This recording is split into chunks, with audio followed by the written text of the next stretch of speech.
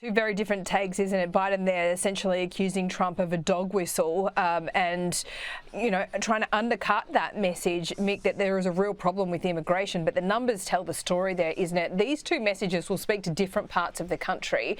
What do you think about this issue and whether it is going to get Trump over the line in the states where it matters? Yeah.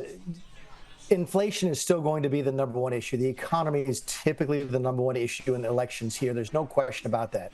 Immigration, if that becomes the second most important issue for voters, the Republicans are going to do extraordinarily well. The Democrats are trying to make, and you might see Joe Biden do this tonight, try to make it about abortion, about reproductive rights and so forth, because that is really the one place where the Democrats think that they have an advantage over the Republicans. But as long as it's the three I's, or even the four, inflation, immigration, Israel, and incapacity, specifically Biden's, and the Republicans are going to do very, very well. Be curious to see which message each of the candidates drives home tonight. My guess is you'll see Joe Biden try to drive it back again and again to abortion, and Donald Trump will try and take it to immigration every single chance he gets.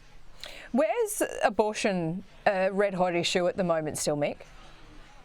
A bunch of the swing states. I think Michigan will be a big issue. Pennsylvania will be a big issue. Ohio's a big issue. Wisconsin. It is still a large issue. There's no question. But can it break those top 3 or 4 issues? It remains to be seen. Donald Trump is not doing well amongst white suburban women voters, but he's doing extraordinarily well, especially for Republican with African-American and Hispanic voters, which Annalise mentioned, the woman she interviewed from Mexico who is coming out for Trump because of his immigration policy. There's this concept in this country that Hispanic voters are okay with illegal immigration. If that's where the Democrats are putting their bets tonight, they're going to lose it in November 2024.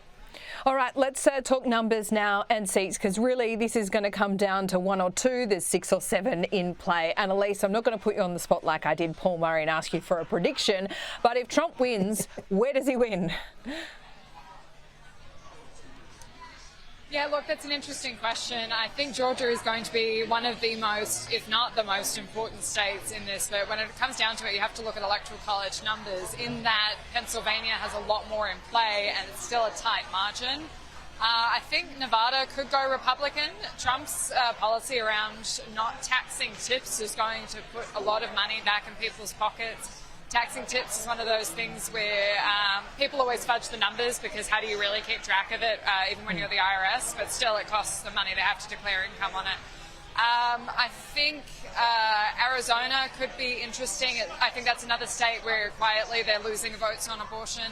And I think Mick Mulvaney is exactly right, that there is this issue with abortion among suburban women, and that at the end of the day will cost them again in Wisconsin, and potentially Minnesota is in play, where that is what the Trump campaign's been saying. And you need to, if you're a campaign, be playing offense. You need to spend time going into states that don't like you to look like you're confident, because you can't look like you're just shoring up desperately other votes. It's the same reason why Joe Biden's been going into North Carolina, where he's not really doing well enough to warrant it. But I would say it will be down to those Midwest states again, and it's where the Democrats have been losing support. Immigration and the economy. It really hit a lot of those blue-collar workers that went to Trump last time and ready to do it again.